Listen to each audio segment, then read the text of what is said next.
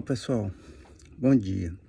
Hoje está em moda fazer live, então eu vou fazer uma live também. Motivo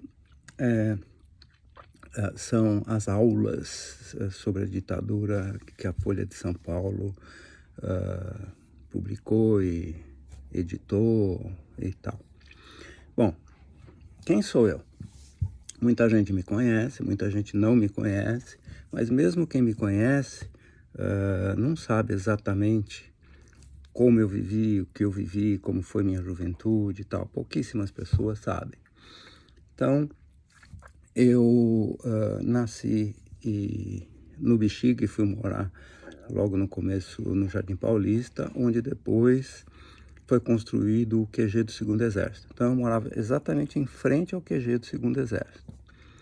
Além disso, eu nasci em 1952, então em 64 eu já tinha 12 para 13 anos e fui sempre um observador privilegiado, porque eu sou sobrinho do coronel Plirtz Nebó, e ele, além de militar, ele foi chefe da Casa Civil do governador, que depois foi cassado, Adhemar de Barros, e posteriormente também participou do governo do governador Laudo Natel. Sempre foi um cara muito influente, inclusive era companheiro do Carlos Lamarca, embora ele não soubesse que o Carlos Lamarca viria a se tornar um terrorista mais tarde. Além disso, o meu pai sempre foi um cara de relativas posses. Eu sempre estudei em colégios bons, e o meu pai era dono de um restaurante chamado Giratório, que ficava quase na rua Amador Bueno, quase na esquina com a Praça do Patriarca. Ou melhor, do Largo do Paissandu. E ali é que eram, perto ali da São João, da Ipiranga, é que eram feitas as manifestações pedindo para que o governo, o exército intervisse no governo e tal do Jango. Naquela época, cultura se aprendia em casa, educação se aprendia em casa, cultura se aprendia na escola, em casa, e nas publicações. A Abril publicava toda semana, todo mês, desculpa, um livro que você, comprando o jornal, você automaticamente ganhava o primeiro número, e depois os outros eram bem baratinhos. E tinham coleções inteiras de livros que falavam da vida de pessoas importantes: o General de Gaulle, o Gandhi, o Stalin, o Lenin, Trotsky, Churchill, Mussolini, Kennedy, o Eisenhower, e, enfim, uma série de outros. Outra série era de filósofos: Platão, Sócrates, Aristóteles, a vida, né, deles, tal, a obra deles. A outra série que eu me lembro era de psicólogos, psiquiatras, psicólogos famosos, né, como Freud, o Jung, o Adler e muitos outros, né? Então, a gente tinha cultura, ou podia ter cultura, de uma forma muito barata, né? Então, esse era o environment, o ambiente onde eu cresci e vivi. A Folha de São Paulo, para quem não sabe, assim como diversos outros jornais, apoiou o movimento de 64, inclusive em editoriais. Em 2009, inclusive, bem depois, né, do período, soltou um editorial que ficou super famoso, onde dizia que aqui não teve ditadura, teve uma dita mole.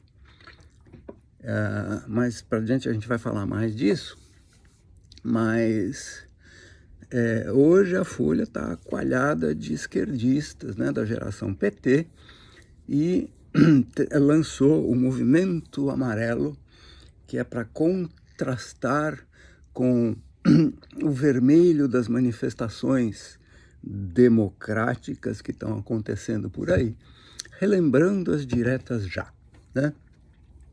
Por que diretas já? Esse é um comentário meu, eu vou seguir esse padrão. Eles querem derrubar um governo no tapetão, um presidente que foi eleito com 53 milhões de votos.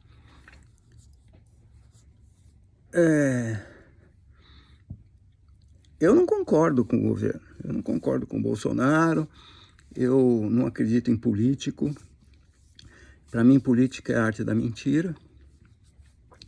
Mas ele ganhou. Isso é democracia, então eu torço por ele.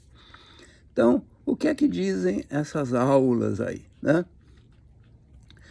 Segundo uma pesquisa da Folha de São Paulo, 67% da população não viveu no período militar, né? Tinha menos de 10 anos quando aconteceu o período militar. Então, não conhece, né? Ou porque não era nascido, ou porque tinha menos de 10 anos. Não lembra e tal, não sabe detalhes. Então, a primeira aula versa sobre por que aconteceu o golpe militar, né? E eu vou dar a minha visão, a visão de quem viveu numa posição privilegiada, como eu falei. Então, o primeiro debatedor escolhido foi o Oscar Pilagallo, né?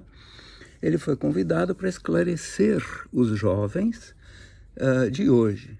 Mas ele próprio, ele nasceu em 1955, então ele não tinha 10 anos, ele tá no meio da população que não viveu ou viveu só parcialmente, né, aquela época. Ele é jornalista desde 1975 na Folha de São Paulo.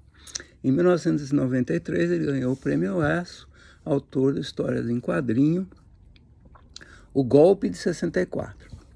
Então agora o meu comentário, eu pergunto, como é que ele sabe tanto sobre o assunto para poder esclarecer os jovens? Ele deve ter aprendido em alguma aula de história, né? A segunda debatedora foi convidada para debater, é uma jovem do movimento Ocupa Escolas, que aconteceu em São Paulo. Ela tem um claríssimo viés esquerdista, mas vestida de donzelinha e tal. E logo de cara, ela faz um discurso cheio de palavras bonitas e tal, né? Aquelas coisas que esquerdista gosta de fazer, explicando o propósito da esquerda na época, que era ajudar a classe dominante a industrializar o país, formando assim uma massa de manobra de trabalhadores para então doutrinar essa massa na luta de classes. Meu comentário, isso aí, logo em seguida, foi rebatido, gentilmente, pelo tal do professor Pilagallo. Depois, a eminente debatedora lembrou que ficou muito marcado nela o editorial que eu citei atrás, da Folha, de 2009, que dizia da dita mole, não ditadura. E ela pediu, então, explicações ao professor. Então, o Oscar diz que foi uma infeliz comparação com a ditadura argentina, que matou mais de 30 mil pessoas, sendo que no Brasil houve pouco mais ou pouco menos de 200 mortes ao longo de todo o período. A população do Brasil naquela época era de aproximadamente 100 milhões de habitantes, enquanto que na Argentina era menos de 20 milhões. O Oscar, então, ele explica que o Jango era pupilo do Getúlio, que é considerado o pai dos trabalhadores, né? Mas não podemos esquecer que ele também foi ditador, né? E então o Jango não conseguia governar. Por quê? Porque o Congresso não deixava. E aqui um comentário meu, alguma semelhança é mera coincidência. E por que que o Congresso não deixava ele governar? Porque ele não era comunista, mas ele era apoiado pelos comunistas. Ele era apoiado pela China, pela Rússia, por Cuba, mas ele não era comunista. Por isso ele foi ficando isolado. Os industriais, a burguesia, igrejas, jornais, etc., todos eram contra ele porque temiam um golpe comunista. Porque ele era apoiado pelos comunistas. Ele não era comunista, mas ele era apoiado pelos comunistas. E daí, então, uma enorme parte da população começou a pedir a intervenção militar. O Jango era apoiado pelos sindicatos e pelos estudantes, que eram comunistas. Já falei pela China, pela Rússia, por Cuba, né? Então, esse seria o motivo, na fala do professor, dos golpistas tomarem o poder. Naquela época, então, haviam passeatas populares com apoio de grande parte da igreja, do Congresso, e quase todos os jornais, com exceção de um, daqui a pouco a gente vai falar disso, pedindo que os militares, então, tomassem providências. Até que em 31 de março, ele foi deposto pelo Exército, e em 1º de abril, o Congresso decretou a vacância da presidência. E então, segundo ele, legitimou o golpe, que outros chamam de movimento. Ele explica também que hoje é reconhecido que não houve um golpe militar, houve um golpe cívico-militar, que depois se transformou numa ditadura militar. Cumpre a gente notar que toda a imprensa estava do lado do Exército, estava contra o Jango, né? Só tinha um jornal, isso vai ser falado na segunda aula, que era o jornal da Última Hora, que foi fundado pelo Getúlio e era apoiado pela esquerda também. Então, nesse ponto, a segunda debatedora diz: professor, os jornais aos poucos foram se virando contra o governo militar por causa da censura que promoveram? Comentário meu. A revista Realidade era uma revista mensal que tinha mais de 100 páginas. Ela foi lançada em abril de 1966 e tratou dos mais variados assuntos. Futebol, a primeira capa, porque 66 tinha a Copa do Mundo, né? O Pelé vestido de guarda inglês. Religião, divórcio, moda, o Jango, Brizola, política, Vietnã. E aí não tinha liberdade de expressão? Não tinha liberdade de escrever? Aí o professor então vem com uma ilação dizendo assim: os Estados Unidos, isso ninguém sabe, mas ele sabe. Mas os Estados Unidos, que eram apoiadores do golpe, segundo ele, encheram uma frota de navios com armas, tanques, aviões, munição, etc., governo militar, para os militares brasileiros, né, darem o tal do golpe. Mas, como o golpe foi antecipado e não houve a resistência esperada, essa suposta frota, então, quando foi informada disso, resolveu voltar para os Estados Unidos. Cheio de coisas, eles resolveram voltar para os Estados Unidos. Então, essa primeira aula, que tenta justificar o movimento que foi pedido pelo povo, pelo jornal, pela igreja, tenta justificar que foi um golpe. Antes era justificado como golpe militar e depois passou a ser o golpe cívico-militar. Bom, aula 2 diz, por que tudo piorou com o ato institucional número 5?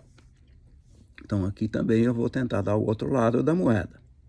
Então, o debatedor é o senhor Jairo de Freitas, apresentado como jornalista, mas que teria sido expulso do jornal pela ditadura. Ele teria sido o primeiro de uma lista de jornalistas comunistas a sofrer as sanções da ditadura. Mas ele não é comunista também, igual o Jango.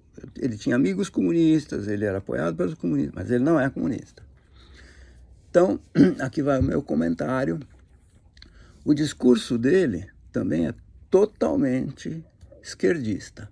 Além do que, na biografia dele, na biografia do Gogol, aparece que em 63 ele trabalhava no Correio da Manhã. Blá, blá, blá, blá, blá, blá, blá, blá, blá, tendo sido promovido a diretor-geral do jornal Última Hora, que era o único jornal que apoiava o Jango, que era de esquerda. Ora, se ele trabalhou de 63 a 67, pelo menos, que está na biografia dele, em 64 ele trabalhava, né? E ele trabalhava no único jornal que foi contrário ao movimento. Bom, aí o Jairo, então, conta que a censura, que na verdade aconteceu mesmo, a gente sabe que aconteceu, mas ele diz que a censura foi o reflexo dos movimentos estudantis na França de 67 a 68, e a partir daí, então, começaram movimentos estudantis no Brasil.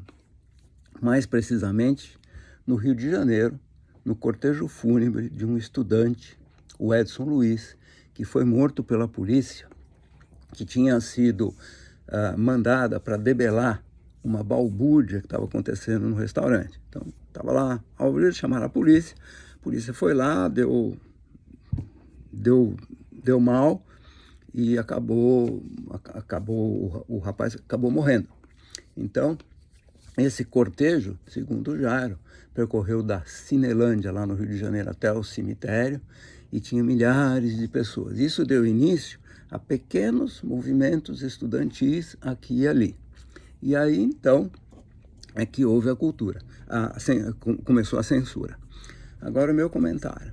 Em São Paulo, tinham dois grupos extremistas. O grupo da PUC, que era Pontifícia Universidade Católica, que era esquerdista, e o grupo do Mackenzie, que fundou o CCC, Comando de Caça ao Comunista. Fora isso, eu era do DA, da Faculdade Oswaldo Cruz, né? A maioria dos estudantes levava uma vida completamente normal.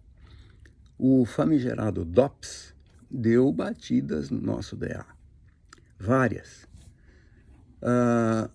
Mas nunca encontrou nada de errado. E ninguém nunca foi molestado, nunca foi preso, nunca foi torturado. Segundo o Jairo, esses protestos, então, começaram a se degenerar em confusões. O segundo debatedor é o Felipe Figueiredo, que é professor de psicologia formado no Amazonas em 2003. Não tem a data de nascimento dele, eu não consegui descobrir, mas com certeza ele nasceu nas décadas, entre as décadas de 80 e 90, portanto não viveu o período. Então, eu pergunto para mim mesmo, né? Como é que ele aprendeu história se ele claramente não participou do período? Com algum outro professor de história, né? De cara, ele então diz que o exército é o poder moderador, que tem essa blá blá blá e tal, blá, blá. Como na primeira aula, também ele é prontamente desmentido, né, pelo mais velho, que diz que nunca houve poder moderador, somente na Constituição de Dom Pedro, né, no período de Dom Pedro. E então o Felipe se diz, argumentando que, na verdade, era uma figura de linguagem que ele colocou, mesmo porque ele lembrou que os primeiros caçados do sistema foram mais de 1000 militares considerados comunistas. Então, o Jairo, então, lembrou, quando se falou em militares comunistas e amigos seus, ele não era comunista, mas os militares comunistas eram amigos dele, que foram caçados do exército e tal, e tiveram que vender bijuteria para sobreviver.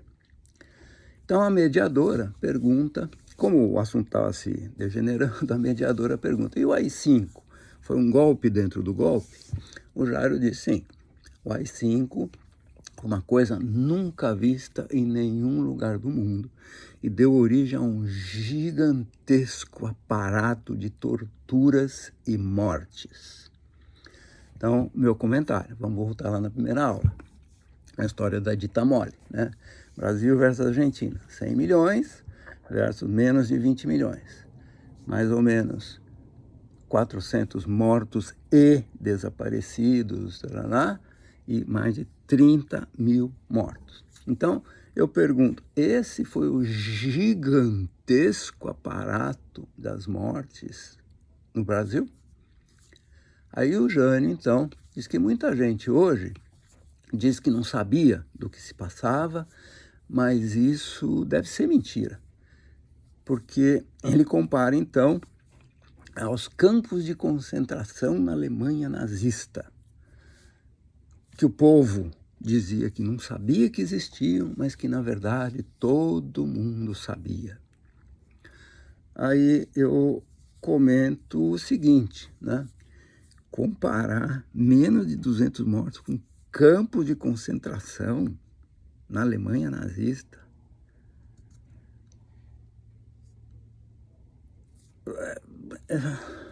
não dá para entender, né? Mesmo porque, se a gente usar essa linha de raciocínio, então, com certeza, o Lula e a Dilma sabiam da corrupção, é isso? Então, a moderadora pergunta por que teve o AI-5. E o Jânio, então, diz, bom, os protestos estudantis foram se degenerando. Aí apareceu Marighella, apareceu, que era ex-PCdoB, apareceu o capitão Carlos Lamarca, e entre outros. E então eles foram cooptando esses estudantes, e esses estudantes então foram mandados para Cuba, pior ditadura que já teve, que ainda existe, né? Para estudar táticas de guerrilha, né? O Zé Dirceu é o expoente máximo disso, né? E ao retornarem, então, eles começaram as guerrilhas no Araguaia, né? No mato, no meio do mato. Então, diz o Jairo que eles foram chamados de terroristas, mas eles nunca foram terroristas, eles eram guerrilheiros. Então aqui vai o meu comentário. Eu acompanhei a revista Realidade, que eu já falei antes, que durou 10 anos, de 66 a 76, e eu li todos os exemplares, porque a minha mãe era, assinava a revista, né? Então, a guerrilha do Araguaia, né, depois de instalar a guerrilha do Araguaia, eles passaram, sim, a guerrilha urbana. E aí eles começaram a assaltar banco, a sequestrar pessoas, a assassinar gente, né? O episódio do QG do Segundo Exército, né? E eles começaram realmente a implantar terror. Ora, quem implanta terror é bonzinho? Eu acho que não, é terrorista. Como eu falei, eu morava em frente ao QG do Segundo Exército. Então, eu estava dormindo quando ouvi a bomba que estremeceu a minha cama, a minha casa, tudo, que matou o soldado Mário Cosel Filho. Essa bomba foi colocada lá pela presidenta Dilma, né? Então, se vocês não sabiam, é bom que fiquem sabendo, né? E, então, esses terroristas, eles queriam implantar a democracia. É claro que eles queriam implantar a democracia, eles queriam implantar a democracia do proletariado, igual tem em Cuba, igual tem na Coreia, igual tem na China, né? Na Rússia. Bom, aí então o Felipe, que quase não tinha nada para dizer, corrobora com o Jânio, né? E ele tergiversa sobre povos, educação, governos, que nos últimos 40 anos não valorizaram as mentes brasileiras. Então, os pesquisadores brasileiros, por causa disso, emigraram e vão então usar os seus cérebros em outros países, lembrando que a maioria desses cérebros emigraram por motivos políticos e por medo da censura. Aqui vai meu comentário. Se for assim, realmente, saíram por motivos políticos, eles saíram porque eles discordavam da esquerda, né? Porque nos últimos 40 anos, quem estava no poder é a esquerda. Eu acho que, na verdade, o motivo é econômico. Eles saíram porque eles vão ganhar mais aqui nos Estados Unidos, lá na Europa ou em qualquer outro lugar. Então, o Felipe, que não viveu a época, ele diz que é normal que uma parcela de 30% das pessoas que viveram aquela época, veja que se 67% não viveu, 30% são todos os que viveram, né? Praticamente todos os que viveram. Então, na teoria dele, é normal que essas pessoas neguem o que houve, embora soubesse, como lá falou antes lá da Alemanha, né, nazista. Porque eles eram jovens, né? E os jovens são idealistas e tendem a negar tudo que é de ruim que aconteceu na sua época. Eles só lembram das coisas boas e tal, parará, tá. Então, aqui vai o meu comentário. Ele diz que ninguém sabe tudo porque os arquivos foram destruídos ou estão escondidos. Olha, se eles foram destruídos ou estão escondidos, como é que ele sabe? Né? Bom, aí o Jânio então finaliza dizendo que nós sofremos ainda hoje os efeitos do AI-5, porque ele foi o estopim da corrupção e na época já existia corrupção. Todo mundo diz que não existia. Então, o meu modesto comentário aqui, eu vou falar mais adiante aí na corrupção que existia no Brasil, mas corrupção no Brasil, acho que já existia com os índios, antes do Brasil ser descoberto, lá em Portugal e tal, né?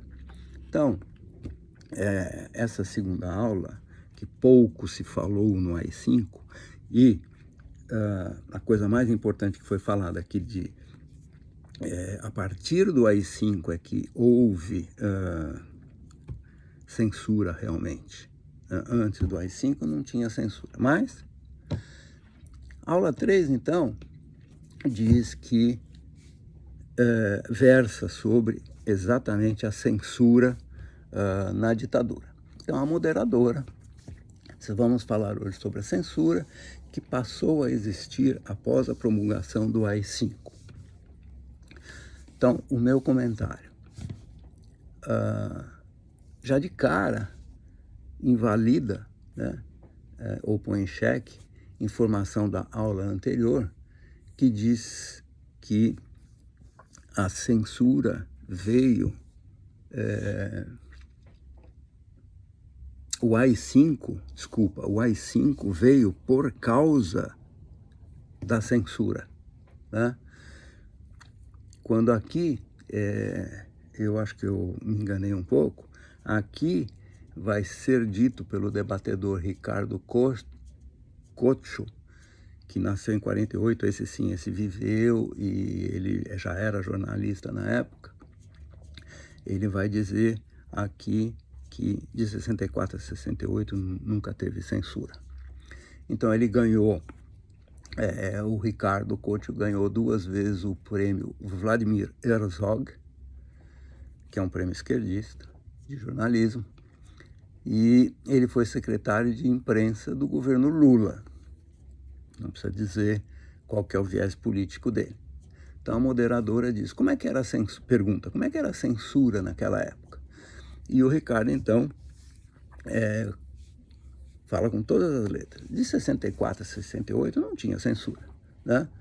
Algumas músicas, algumas peças de teatro foram censuradas, mas os jornais trabalhavam normalmente.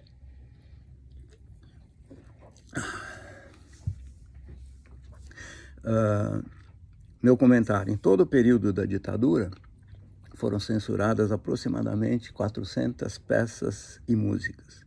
Todo o período da ditadura. Bom, aí o Ricardo diz, censura veio mesmo depois do AI-5, que foi editado em dezembro de 67, portanto começou em 68. A partir daí, as redações,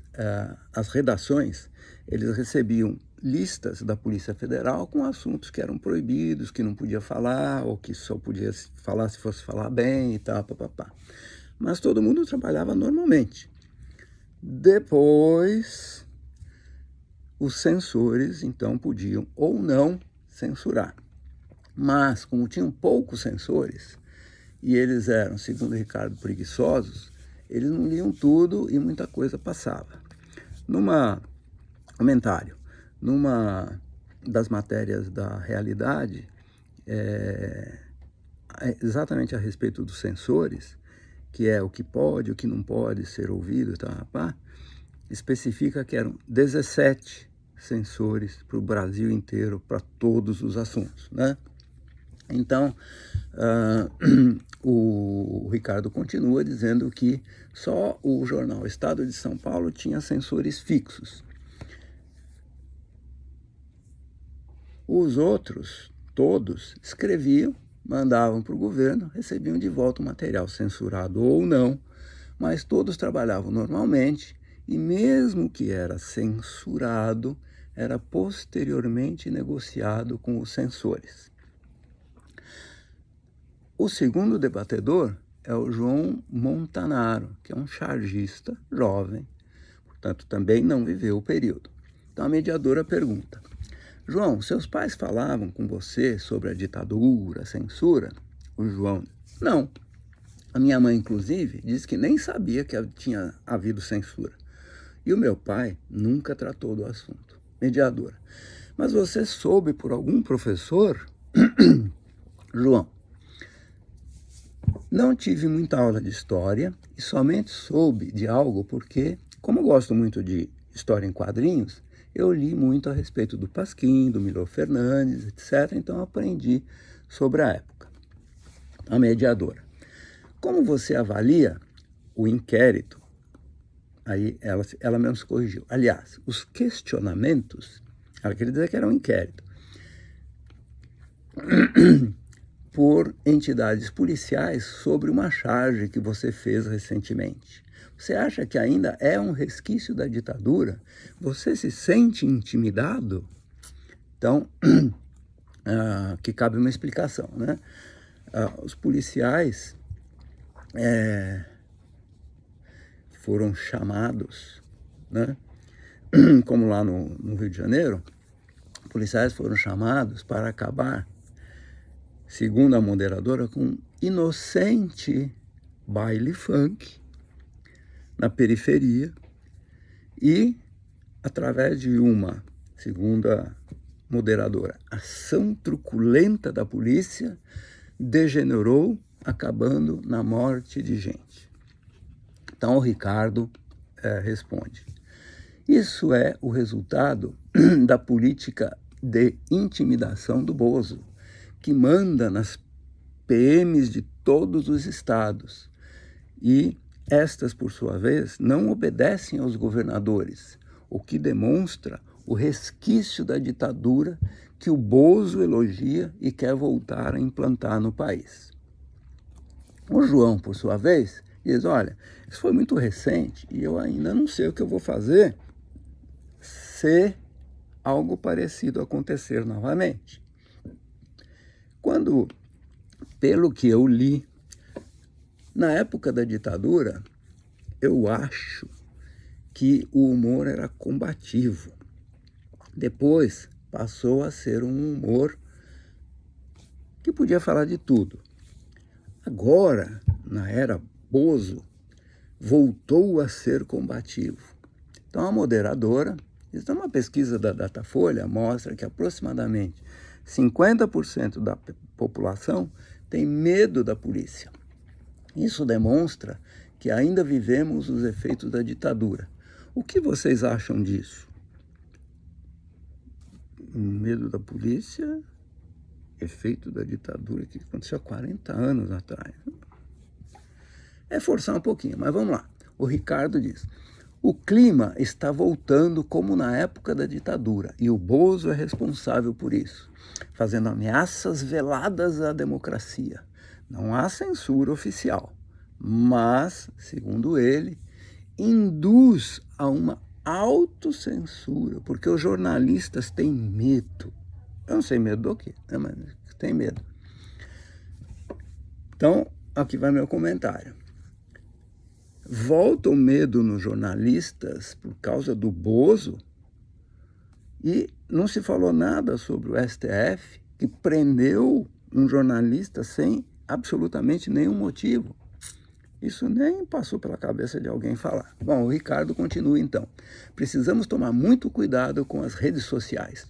Por causa delas é que o Bozo ganhou. Por causa de fake news. Quem é contra fake news é contra a liberdade de expressão. Uau! Eu acho que aqui tem uma contradição, eu não entendi bem, mas vamos lá, comentário. Aqui fica claro, né, para mim, a visão tanto dele quanto da mediadora. Para eles, tudo que tem na net é obra de robôs e tudo é um grande perigo para a imprensa oficial, né, que tem a palavra final, que sabe de tudo. Então o Ricardo completa: dar muita liberdade de expressão é tão perigoso quanto a censura. A mediadora, então, teve que provocar, né? Porque o tal do João, coitado, não tinha quase nada para dizer, né? Então ela pergunta de novo: os seus pais estão preocupados com a volta da censura? O João disse: eu acho que não. Na verdade, o João só acha, né? Ele não sabe nada, ele acha todas as coisas. Aí o Ricardo, então, diz: o gabinete do ódio que está dentro do Palácio da Alvorada, que sustenta o Bozo. Veja o caso da cloroquina, que o Bozo tanto disse ser bom e agora está definitivamente provado que faz mal. Então aqui vai o meu comentário, né? Quem é que provou? Tem estudos que falam que faz mal e tem estudos que falam que faz bem. E agorinha há dias, a tão idolatrada Cuba, né, o Ministério da Saúde, autorizou o uso da cloroquina, né? Então, a moderadora de novo: João, o que você acha do episódio da censura recente, quando um artista apresenta um homem nu que é tocado por pessoas, inclusive por uma criança acompanhada da mãe, que também é artista? Então, o meu comentário, para variar, o João não acha nada, mas ele diz um monte de besteira que não teve utilidade nenhuma e que também não tem nada a ver com censura. O Ricardo, então, diz: esses ataques à cultura são uma farsa mal ajambrada que o Bozo não dá o menor valor à cultura e educação. Diz também que sofreu muito na faculdade. Eu não sei qual faculdade e nem por que ele sofreu. E completa, então, dizendo que existe uma autocensura e essa autocensura vem do medo de perder o emprego. Antes era o medo do Bozo, agora é o medo de perder o emprego. Porque emprego está difícil, realmente, né? A situação está bem complicada. Então, meu comentário, na edição de janeiro de 67 da revista Realidade, foi a edição foi apreendida na redação, mas não foi pelos censores, foi por juízes de menor. Então, isso não foi nem comentado, né? O que a gente pode dizer disso, né? Desde aquela época o judiciário já queria mandar em tudo? Eu acho que sim. Falou, e não falou quase nada da tal da censura. Aula 4. Por que se sabe tão pouco sobre o período militar? Então, a primeira debatedora é a Maria Rita Kell, nascida em 1951, formada psicanalista pela PUC, que é de esquerda, e que participou da Comissão da Verdade. Tem mais ou menos a minha idade, viveu.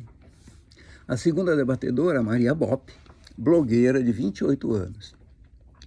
Ela faz o blog da Blogueirinha do Fim do Mundo, destinado a criticar o Bozo e a cobrar resultados sobre quem matou Marielle. Nada sobre quem financiou o Adélio. Então, a mediadora. É evidente que a ditadura ainda repercute nas ações truculentas da polícia e nos costumes até hoje, e as pessoas não têm consciência disso, porque se sabe tão pouco a respeito desse período. Então, a Mel diz que a Argentina, o Chile e o Uruguai instalaram comissões da verdade logo após o término da ditadura. O Brasil deu o famoso jeitinho brasileiro e saiu com uma anistia ampla e restrita. E isso levou as pessoas a pensarem que, se houve uma anistia, os dois lados cometeram crimes, etc. E se os dois lados cometeram crime, e se houve anistia a todos, tudo acabou bem. Entretanto, segundo ela, não houve uma dita mole, como foi dito nas aulas anteriores, e não importa se matou 10 ou se matou 30 mil. Então, o meu comentário aqui é óbvio, né? Para a esquerda, não importa se matou 10 ou se matou 30 mil, é a mesma coisa. A Mel, então, continua dizendo que o milagre brasileiro, daquela época, fez pensar que, se a economia vai bem, não importa que matem alguns aqui e ali. O meu pai, o pai dela, ficou rico. E hoje eu penso, como ele ficou rico em tão pouco tempo? Será que ele participou de algo? Porque naquela época, alguns empresários colocaram-se à disposição da ditadura. E aí teria tido corrupção, e eles teriam ficado ricos e tal, parará. Agora, não se sabe tudo, porque tudo era censurado. Então, tinha censura, não tinha censura, antes de 64, depois de 68, depois do AI-5, tá, pá. Bom, vamos lá, meu comentário. O debatedor da aula passada, né, disse que não tinha censura até 68, tá? E só depois do AI-5. E mesmo assim negociava com os censores e tal. Bom, A Mel, então, diz que a anistia não poderia ter sido para os dois lados, porque uma coisa é o Estado, com todo o seu aparato militar, torturar e matar pessoas que já estão presas e que eram chamadas de terroristas, de novo, a mesma ideia, né? Mas que, na verdade, eram pessoas que lutavam pela sua liberdade. Então, meu comentário aqui. Nem todos que foram mortos já estavam presos. Quem lutava pela liberdade? Os terroristas, eu não tenho uma palavra melhor para descrever o que eles faziam. Não tem jeito, é terrorista mesmo. Treinados em Cuba pelo Castro e pelo Che Guevara, a revista Realidade, novo número 19, de outubro de 1966, diz que treinou eles para lutarem para implantar o comunismo, nunca a liberdade. Está lá na revista. Mel. Então ela diz que somente houveram 3 episódios de terror. A bomba no banco, o Lamarca matando um outro homem e mais um episódio que eu não me lembro. E aqui vai meu comentário, que inclusive eu comentei na Folha e o comentário sumiu. Ela não fez a menor referência ao atentado à bomba no 2º Exército, que matou o soldado Mário Cosel Filho, além de não falar nada sobre assalto em banco, sobre sequestro e principalmente, pessoal, sobre justiciamentos. O que eram os justiciamentos? Era quando um terrorista matava outro terrorista porque achava que ele tinha caguetado, que ele tinha falado, aberto o bico, né? Então, houveram parte dos mortos foram justiciados pelos próprios terroristas. Isso ninguém fala. Então a mediadora pergunta: como você soube dessa história? Para a Bop, que também não falava nada, porque era novinha. Então a Bop diz: eu aprendi na escola, mas nunca me preocupou, porque a minha família sempre disse que a época era muito boa, que havia segurança, que as pessoas eram felizes. Só comecei a entender depois de 2013 e a ter consciência política de como foi a ditadura, como a ditadura foi ruim e acaba que o que houve foi uma normalização da mesma, e isso se vê no golpe contra Dilma, quando eu vi o Bozo exaltar o torturador Ustra. Então a mediadora diz: eu fiquei muito feliz com a instalação da Comissão da Verdade, mas muito decepcionada com os resultados. Questionando a Mel. Então a Mel diz assim: polícia em todo mundo civilizado é civil, mas aqui é militar. Se é militar, encara tudo como guerra, e não existe para proteger a população, mas para confrontar e matar, principalmente os pobres e os negros. A Dilma foi torturada, por isso implantou a Comissão da Verdade, que descobriu poucas coisas. Na verdade, a Dilma foi presa e torturada porque ela assassinou o Mário Cosel Filho. Era uma assassina. A Comissão da Verdade, né,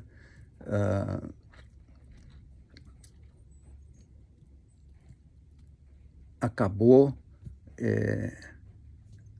elucidando que houveram 377 crimes, dos quais 191 mortos.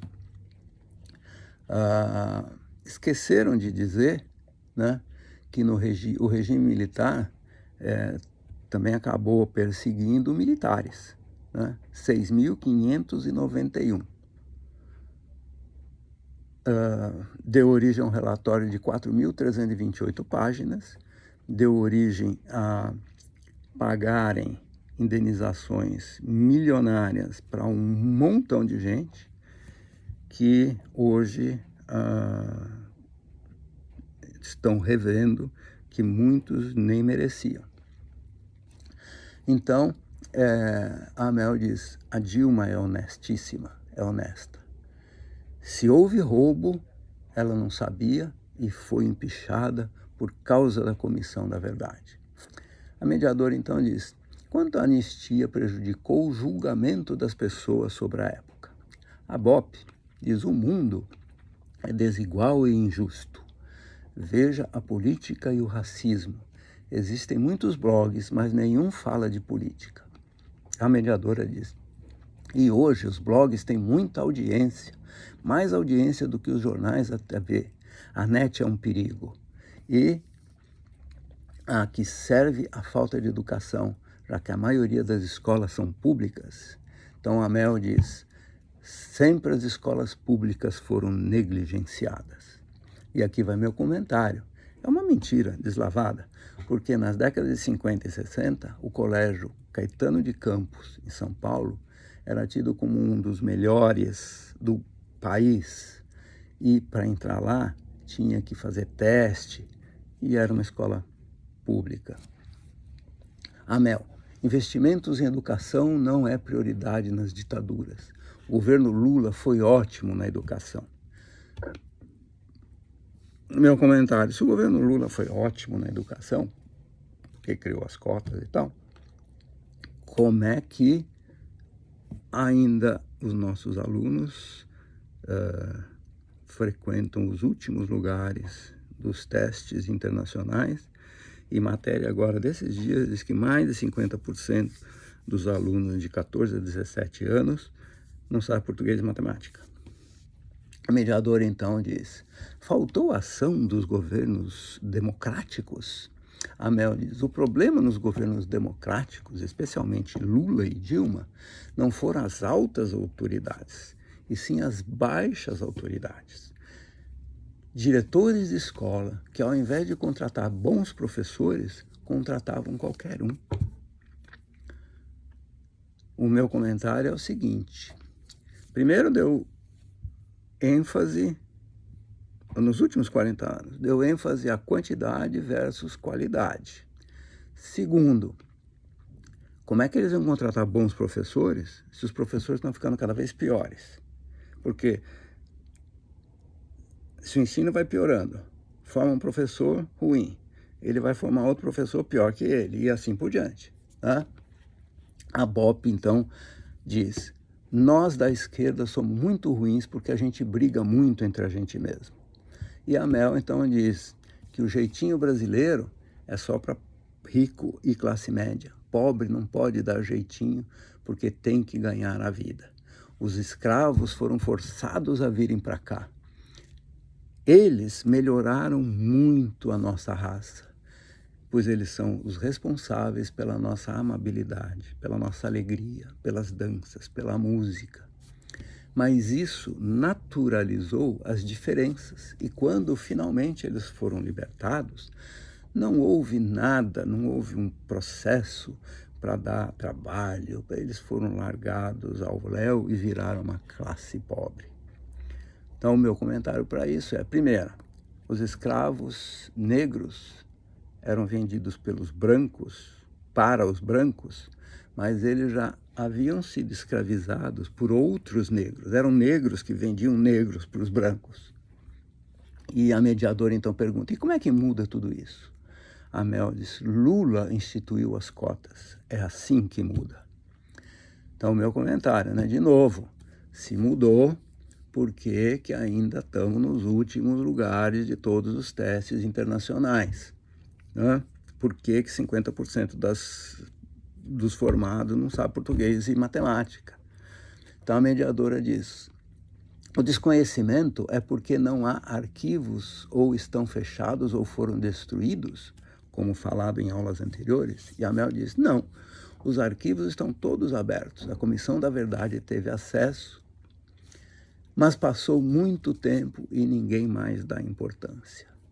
Mas, identificando-se como uma defensora do MTST, ela diz que as escolas do MTST são escolas de altíssima qualidade, formando cidadãos. e que a época Lula e Dilma teria avançado muito em matéria de educação, principalmente quando o ministro da Educação foi o Haddad. Então, meu comentário de novo, né? Se foi uma época tão boa para a educação, se houveram tantos avanços significativos com as cotas, e se tudo esteve tão perfeito, como explicar que depois de 40 anos de democracia, governos democráticos, avanços, os nossos alunos continuam saindo das escolas públicas semi-analfabetos, continuam a frequentar os últimos lugares em testes internacionais, não tem jeito. Então a Mel diz, quando era reconhecida nas ruas, as pessoas perguntavam, por que a Comissão da Verdade só investigou um dos lados? Vocês não vão investigar o outro lado? Comentário, o que é razoável, né? Então, segundo ela, não existem dois lados, existe somente um lado. Somente o lado dos defensores da democracia, chamados pela ditadura de terroristas. Somente eles merecem reparação histórica, porque o governo, com o seu aparato militar, é que foi o grande culpado de tudo. Tará! Aula 5. Mediadora. Estamos próximos de um novo regime democrático. Primeira debatedora, a Flávia Lima, que é o ombudsman da Folha. Flávia Lima é a primeira negra a exercer a função de ombudsman de um veículo e deve trazer ao debate a perspectiva do racismo na imprensa brasileira, a presença dos negros nas redações e discriminação racial na mídia. Também não viveu a época. Segunda debatedora, a deputada pelo PDT, Tabata Amaral, ativista pela educação, idem, não viveu a época. Então, a mediadora pergunta, como se define democracia e regime autoritário? A Flávia, eu procurei nos dicionários. Democracia é o governo do povo. Eleições são uma peça-chave, mas ela não se resume às eleições. Instituições bem estabelecidas. Os regimes autoritários colocam as instituições em posições secundárias e o poder na mão de poucos. Pontos a serem destacados de regimes autoritários: rejeição às regras do jogo, negação da legitimidade dos adversários políticos, recurso à violência, armando parte da população, disposição em reduzir a liberdade e censura. E ela pergunta, um presidente democraticamente eleito pode ser autoritário? E ela mesma responde, sim, se ele seguir as características acima, que ela provavelmente montou olhando para o Bozo, ou que ela acha que o Bozo é. A Tabata, concordo com tudo, mas hoje tem regimes que são autoritários e tem eleições. Portanto, ter sido eleito não garante que o governo seja democrático. Democracia precisa de imprensa livre, e o governo hoje ataca a imprensa. Precisa de instituições fortes, Congresso e Judiciário, dar espaço às minorias, negros, mulheres que sofrem ataques, são uma fragilização da democracia. O regime autoritário são pautados pela violência e a violência começa no discurso. Mediadora. Tabata, você estudou em Harvard, teve um professor que escreveu o livro Como as Democracias Morrem. Tabata. Há um processo lento de corrosão da democracia. Quando se fala em imprensa livre, o que você vê é o presidente atacando os jornalistas no Alvorada, ele dizendo que não vai cumprir uma ordem judicial. Meu comentário. Ele agrediu algum jornalista que tenha feito uma pergunta inteligente, tá? Ele descumpriu alguma ordem judicial? Até agora, eu acho que não. Ataque e violência a grupos. Ele atacou algum grupo, violentou alguém. cortar o orçamento da educação.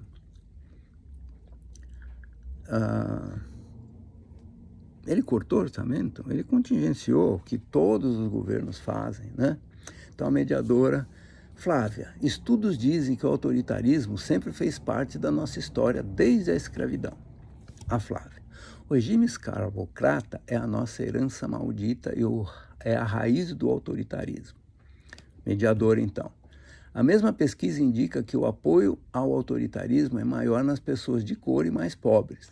O que isso significa para você? Tabata, o Brasil não reconhece a sua história. Não conhece a história dos negros. A história é muito violenta, ao contrário do que se diz. Mais de 50% da população é analfabeto funcional. Lá vai a educação, né? Que o Lula e a Dilma melhoraram tanto, né? Essa população não tem educação, tem menos facilidade de entender a luta contra o autoritarismo. Se não investir em educação, não há saída e de forma muito estratégica é o que tem sido feito pelos governos. De novo, os últimos 40 anos, governo esquerdista, né?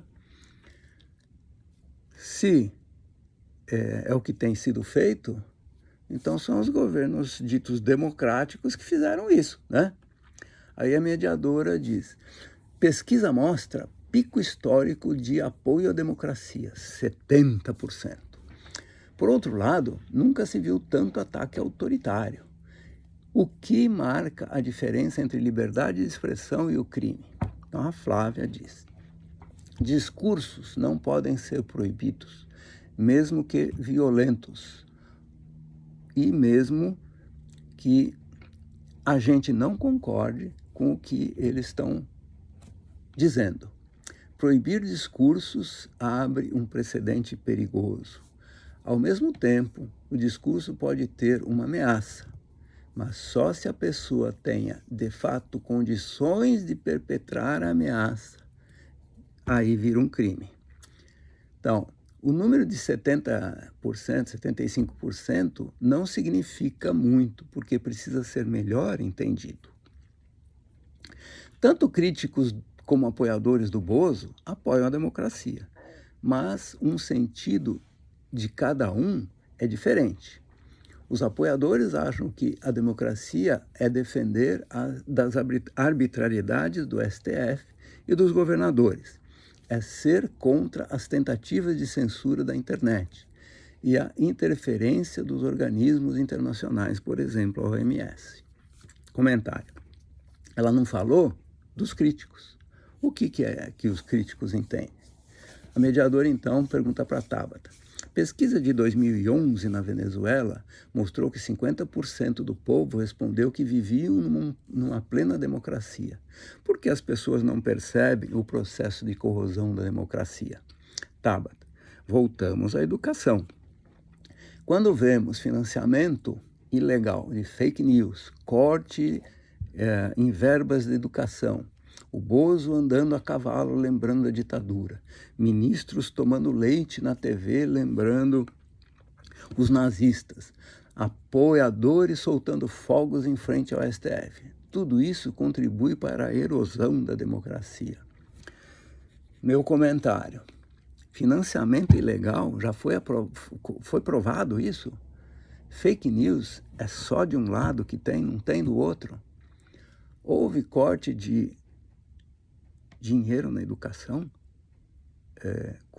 contingenciamento é a mesma coisa que corte. Quando devolveram o dinheiro, liberou de novo, ninguém falou nada.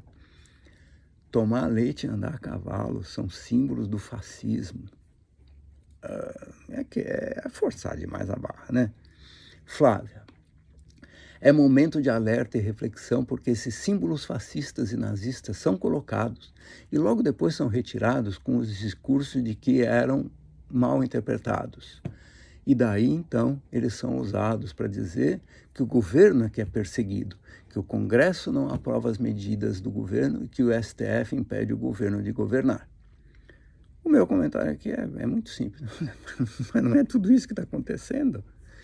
A Tabata, O Bozo devia ter sido caçado quando enalteceu a ditadura ao longo da vida.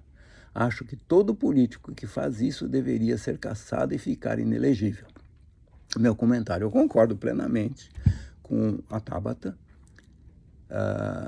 mas não corromper, roubar, falar mentira. Se fosse levar ao pé da letra, caçar todos esses caras, prender e tal, não sobrava nenhum, ou sobrariam meia dúzia de Tabatas, né? Infelizmente, eles são os representantes do povo, e o povo é isso aí, né? A mediadora, então, diz, mas há um forte apoio popular a tudo isso. A Tabata diz, sim, mas os eleitores do Bolsonaro não são como ele. Ele teve 54 milhões de votos porque o povo não queria votar no PT. Estava farto da corrupção e eu não sei por que acharam que um deputado que ficou 20 anos lá sem fazer nada iria mudar tudo. Meu comentário. Concordo de novo plenamente com a Tabata, mas era o ruim e o pior.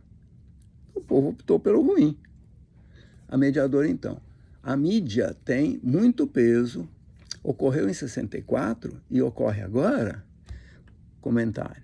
Em 64, toda a mídia estava a favor do movimento.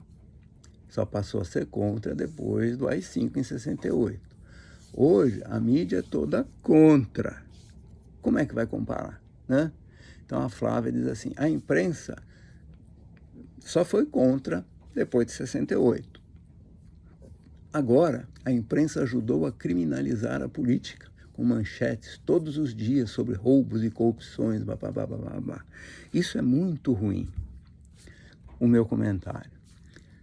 Falou sobre o apoio da imprensa e não disse nada. Depois ela concluiu que nos anos do PT nunca houve ameaça para a democracia.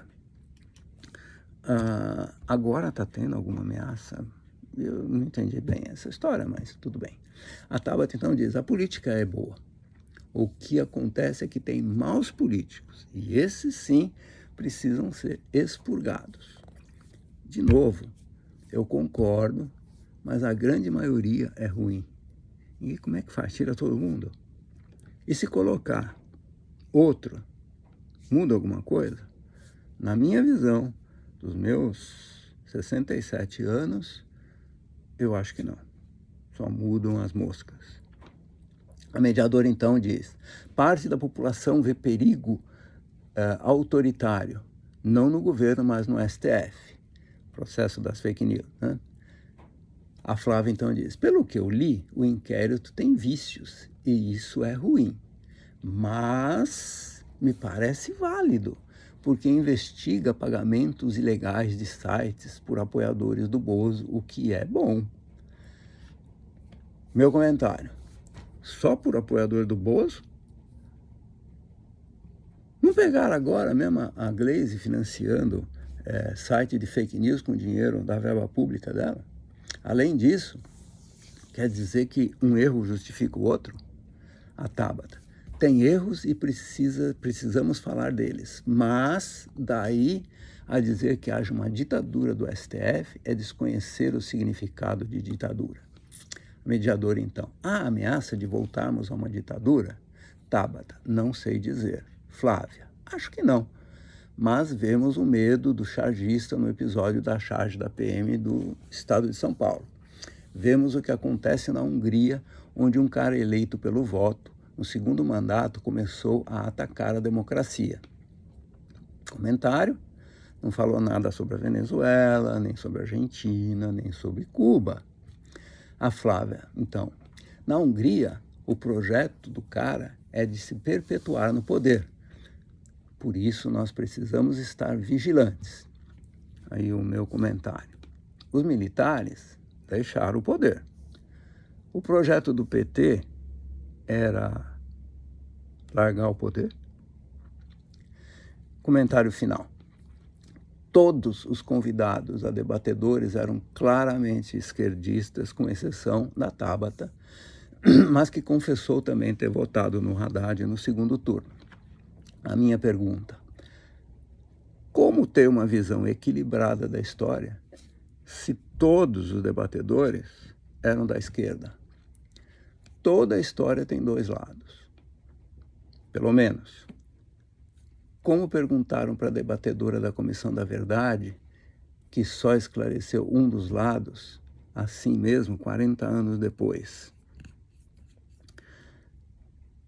De uma forma geral, todos os debatedores, de forma direta ou indireta, culparam a falta de informação e a falta de educação pela ditadura. A deputada Tabata, ela fala especificamente na falta de educação. Alguns falaram do avanço da época Lula, criação das cotas, etc. Eu concordo em grau, gênero e número, mas as cotas deram ênfase à quantidade ao invés da qualidade, como eu já falei antes. Formaram-se milhões de desempregados.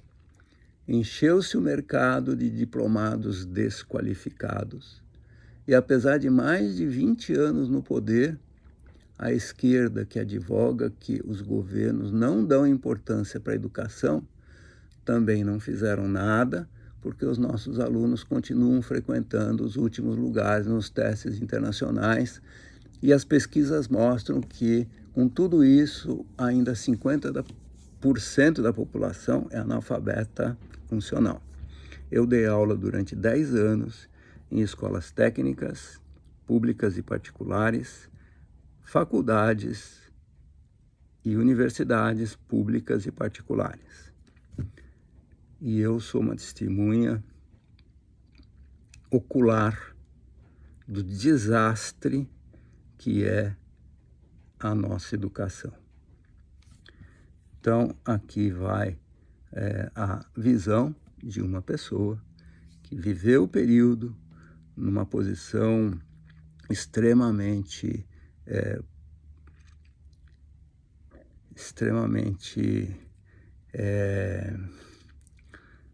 boa, num local, num estado, enfim, num momento, numa época privilegiada para poder falar do outro lado. E eu diria para a Folha, quando quiser fazer esse tipo de coisa, chama um debatedor de um lado e um debatedor do outro lado, que tenham a mesma idade, como a CNN faz lá com o Coppola e com outros caras. Eu espero que eu tenha contribuído para que algum jovem entenda que tudo que dizem pode ou não ser verdade. Não tenho a pretensão de eu estar com a verdade, mas pelo menos de dar o outro lado, a outra versão, e de repente fazer com que alguns jovens vão procurar realmente nas fontes, não em livro de história, né, nos jornais da época, né? E aí nas revistas da época, a revista Realidade, é só colocar no Google, tem um site, tem todas as revistas digitalizadas, todas, uma fonte maravilhosa, tá? De 66 a 76, praticamente o tempo inteiro da parte mais complicada do movimento, né? Daquela época. Então, procura lá, lê, tá bom?